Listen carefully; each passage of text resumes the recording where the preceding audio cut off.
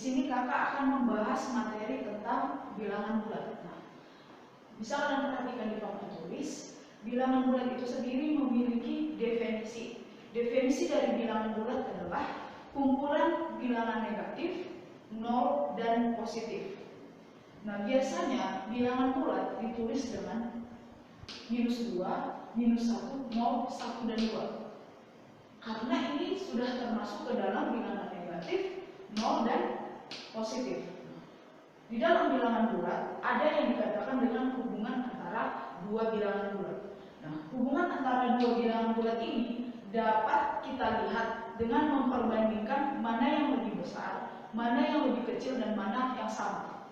Nah, jika kita buat seperti ini, ada pernyataan 5 lebih dari 3, maka untuk tanda lebih dari, dia kunci ke kanan. Dan kedua, 3 kurang dari 5. Simbol dari kurang dari adalah kunci ke kiri. Nah, ketika kita sudah bisa menentukan tanda-tanda dari lebih dari dan kurang dari, maka perhatikan contoh yang ada di bawah ini. Tuliskan himpunan bilangan dari X lebih besar dari 2 dan kurang dari 9. Nah, di situ berarti X lebih besar dari 2 dan kurang dari 9, atau X berada di antara 2 dan 9. Berarti untuk menuliskannya adalah 2 dikurang X, X dikurang 9, atau X lebih dari 2 dan kurang dari 9, dan pernyataan yang ketiga X berada di antara 2 dan 9, di mana X adalah elemen dari bilangan bulat. Nah, berarti kita dapat anggota-anggota dari X berada di antara 2 dan 9 itu adik-adik adalah 3, 4, 5, 6, 7, dan 8. Sampai di situ untuk definisi dari bilangan bulat. Kita lanjut ke operasi hitung pada bilangan bulat.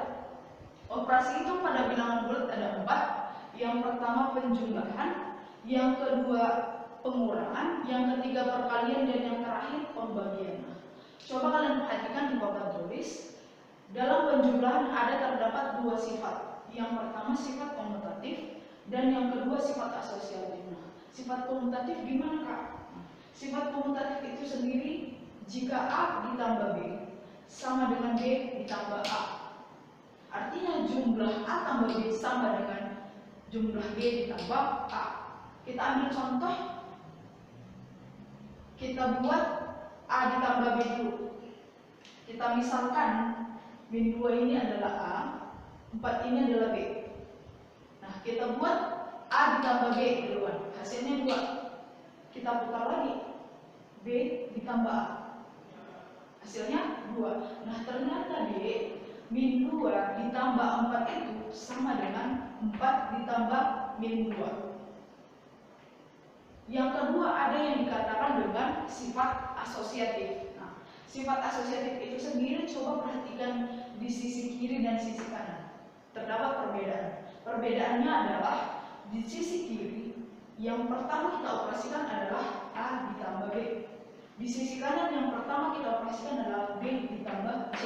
Kita ambil contoh. Pertama kita misalkan ini adalah A, B, dan ini C. Kita operasikan yang pertama A ditambah B. A ditambah B 6 ditambah C, 6 ditambah 6 hasilnya 12. Kita putar, A ditambah B ditambah C dulu yang kita operasikan, kan? Berarti 2 ditambah 4 tambah 6 10, 2 tambah 10 hasilnya 12. Ternyata D 2 ditambah 4. Ketika kita operasikan A tambah B nya duluan di sisi kiri dan di sisi kanan kita operasikan B tambah C nya duluan, itu sama deh, memiliki nilai yang sama. Nah, yang kedua ada pengurangan. Pengurangan ini tidak memiliki sifat seperti penjumlahan, tetapi langsung ke contohnya kita deh. Contohnya ada 2x ditambah 3/2 sama dengan x ditambah setengah. Nah, untuk menyederhanakan ini, kita lihat mana dia yang memiliki suku yang sama. 2x dengan x, maka x-nya kita pindahkan ke kiri. Jika x kita pindahkan ke kiri, maka dia berubah tanda menjadi negatif. dari positif ke negatif. Jika dia negatif menjadi positif. Berarti 2x dikurang x sama dengan setengah 3/2 pindah ke ruas kanan. Berarti berubah tanda dari positif menjadi negatif. X sama dengan min 2. Min setengah dikurang 3/2 hasilnya min 2/2. Min 2/2 artinya itu adalah sama dengan min 1. Maka kita dapatkan nilai x-nya itu D adalah negatif 1. Seperti itu dia untuk pengurangan. Nah, untuk perkalian juga kita memiliki sifat. Perkalian ini memiliki sifat, Nah, yang pertama sifat komutatif. Sifat komutatif itu ada dia A dikali B sama dengan B dikali A. Jika dia A, B-nya sembarang bilangan cacah. Sama seperti penjumlahan, tetapi bedanya di sini adalah ini perkalian. Nah, misal kita ambil contoh. Contoh kita ambil 3 dikali 4 sama dengan 4 dikali 3. 3 dikali 4 12 sama dengan 12. Maka pernyataan sifat komutatif ini berlaku untuk A, B sembarang bilangan cacah. Yang kedua ada di sifat asosiatif. Sama juga seperti penjumlahan, tetapi di sini dia perkalian. A dikali B dikali C sama dengan A dikali B dikali C. Bedanya yang sisi kiri yang kita operasikan duluan adalah A dikali B. Yang sisi kanan yang kita operasikan duluan adalah B dikali C. Nah, maka jika A, B, C sembarang bilangan cacah, maka sifat ini akan berlaku deh. Nah, kita ambil contoh. A kali B kita operasikan duluan. 5 dikali 2 dikali negatif 3 hasilnya negatif 30. Ini A kali B yang kita operasikan duluan. Yang kedua, B dikali C yang kita operasikan. Maka 5 dikali 2 dikali min 3 hasilnya min 6. Min 6 dikali 5 hasilnya min 30. Nah, ternyata jika 5 dikali 2 sifat seperti ini pertama, itu artinya sama dengan B dikali C yang kita operasikan duluan, sama artinya dengan A dikali B yang kita operasikan duluan. Atau sifat asosiatif ini memenuhi. Nah, yang ketiga ada dia yang dikatakan dengan sifat distributif. Sifat distributif ini bisa kita lihat jika A dikali B ditambah C, itu artinya adalah A dikali B tambah A dikali C. Kan sifatnya ini seperti ini deh. A dikali B, A dikali C. Maka dapat A dikali B ditambah A dikali C. Nah, sama juga jika A, B, dan C sembarang bilangan cacah. Nah, contohnya kita ambil. Misal dia ada bilangan 2 dikali 5 ditambah 2. Itu kan artinya sama dengan 2 dikali 5 ditambah 2 dikali 2. 2 dikali 5 tambah 2 hasilnya 7. 2 kali 5 10 ditambah 2 kali 2 4. 2 dikali 7 hasilnya 14. 10 tambah 4 14. Ternyata deh sifat distributif ini yaitu memenuhi. Nah, yang terakhir kita masuk ke pembagian. Dalam pembagian, jika A dibagi B sama dengan C, cara untuk mendapatkan nilai A itu adalah B kita kalikan dengan C. Seperti itu caranya deh. B dikalikan dengan C. Nah, jika A, B, C adalah bilangan asli. Contoh, misalnya kita buat 2x dibagi 1/8 sama dengan 6. Nah, 2x sama dengan 6, 1/8-nya kita pindahkan ke ruas kanan. Kita pindahkan ke ruas kanan, maka dari pembagian berpindah atau berubah tanda menjadi perkalian jika dia pindah posisi. Maka 2X sama dengan 6 dikali 1/8 hasilnya 6/8. Maka X itu sendiri adalah 6/8 kita bagikan ke angka 2. Jika 6/8 dibagi 2 untuk mengubah ke perkalian kan DU, berarti 6/8 2/1 ini kita buat jadi perkalian di sini, kita balik, nah, jadi 1/2, ya kan? Ini kan sama artinya dengan 6/8 dibagi 2/1, ya kan? Tetapi untuk mengubah ke perkalian berarti 6/8 dikali 1/2, maka dapat hasilnya 6/16 D. 6/16 bisa kita sederhanakan menjadi 3/8. Seperti itu untuk pembagian. Nah, yang ketiga kita masuk ke pangkat 2 dan akar pangkat 2. Pangkat 2 dan akar pangkat 2 ini bisa kita peroleh dengan mengalihkan bilangan tersebut secara berulang sebanyak 2 kali. Jika dia pangkat 3 atau akar pangkat 3, sama juga diperoleh dengan mengalihkan bilangan tersebut secara berulang sebanyak 3 atau 4 atau 5 tergantung pangkatnya. Nah, kita masuk ke contoh. 2X tambah 2 pangkat 2, katanya mengalihkan bilangan tersebut secara berulang sebanyak 2 kali. Berarti kita kalikan aja. 2X ditambah 2 dikali 2X ditambah 2 sama juga dengan 5 pangkat 2. 5 dikali 5 hasilnya 25. Seperti itu untuk pangkat 2 dan akar pangkat 2 deh. Nah, selesai kita di definisi operasi dan pangkat 2 dan akar pangkat 2, kita masuk ke KPK dan FPB. Tentunya kalau untuk membahas tentang KPK dan FPB ini, kita harus mengingat tentang faktor dan faktor prima.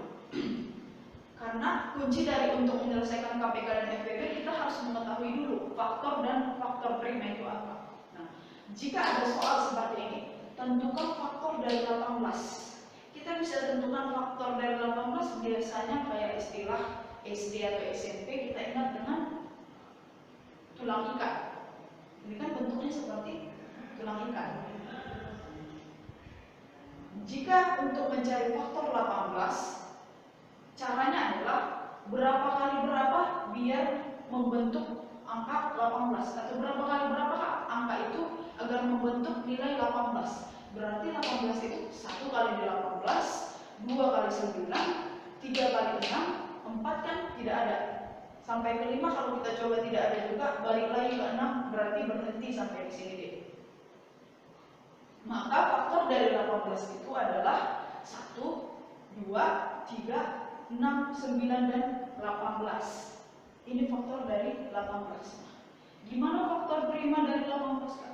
Faktor prima bisa kita cari dengan mencari atau membuat pound faktor. Pound faktor itu seperti ini, bisa kalian ingat dulu waktu pelajaran SMP atau SD dulu. Untuk mencari pound faktor kan kita cari dulu bilangan prima. Bilangan prima kali 2 dikali 9, 3 dikali 3, 3 dikali 1. Berarti faktor prima dari 18 itu adalah 2 dan 3. Nah, kalau ada lagi pertanyaan, gimana Kak perkalian faktor prima? Nah, perkalian faktor prima itu adalah kita perhatikan deh 2-nya di sini berapa dan angka 3-nya berapa. Ya kan? Berarti perkalian dari faktor prima itu adalah 2 dikali 3 dipangkat 2. Seperti itulah untuk mencari faktor dan faktor prima. Nah, ketika kita sudah mengetahui atau kalian sudah mengetahui bagaimana menentukan faktor dan faktor prima, maka kita lanjut ke konsep FPB dan KPK. Konsep FPB dan KPK. KPK dari dulu sudah kita ketahui bahwa itu adalah kelipatan persekutuan terkecil. Nah, di dalam menentukan KPK dan FPB ini ada melalui 3 metode. Yang pertama kita akan membahas tentang metode sederhana. Nah, pada metode sederhana itu kita cari dulu kelipatan dari KPK, terus cari kelipatan yang sama dan terkecil. Nah, jika dia FPB, faktor persekutuan terbesar, untuk mencari nilai FPB-nya dalam metode sederhana, kita cari dulu faktor-faktornya. Nah, setelah sudah dapat faktornya, cari faktor yang sama dan yang terbesar. Itu bedanya deh. Jika KPK kita mencari kelipatan yang sama dan terkecil, FPB kita mencari faktor yang sama dan terbesar. Begitu untuk metode sederhana dari konsep FPB dan KPK itu sendiri. Baiklah, tadi kita akan melanjutkan tentang contoh metode sederhana. Tadi kita sudah membahas bagaimana cara untuk menentukan metode sederhana. Nah, di sini ada soal contoh tentukan FPB dan KPK dari 16 dan 24. Kita lakukan dengan metode sederhana. Tadi untuk mencari KPK, cari dulu kelipatannya, lalu cari kelipatan yang sama dan pangkat terkecil, atau cari kelipatan yang sama dan terkecil. Maka kita cari KPK dari 16. Kelipatan dari 16 adalah 16, 32, 48, 64, dan 80. Nah, untuk 24, 48, 72, dan 96. Dari kelipatan kedua bilangan ini, kelipatan yang sama dan terkecil adalah 48D. Karena kalau kita lanjutkan sampai selanjutnya, seterusnya pasti akan menemukan kelipatan yang sama lagi. Tetapi kan untuk KPK yang dicari adalah kelipatan yang terkecil. Maka kita temukan kelipatan yang terkecil adalah 48. Nah, yang kedua FPB. Pertama kita cari faktornya dulu deh. Lalu kita cari faktor yang sama dan terbesar. Nah, kita cari faktornya, dapat hasilnya seperti ini. Nah, kita cari faktor yang sama dan terbesar. Faktor yang sama ada 1, 2, 4, dan 8. Nah, dari semua faktor ini, faktor yang sama ini, faktor yang terbesar adalah angka 8. Maka dapat kita temukan deh, KPK-nya bernilai 48 dan FPB-nya bernilai 8. Seperti itu. Nah, yang kedua, tadi kita sudah membahas metode sederhana. Nah, yang kedua pohon faktor. Gimana menentukan FPB dan KPK dalam pohon faktor? Maka langkah-langkahnya adalah yang pertama, kita buat dulu pohon faktornya. Yang kedua, tulis bilangan dalam perkalian faktor prima. Yang ketiga, untuk KPK ambil semua pangkat besar.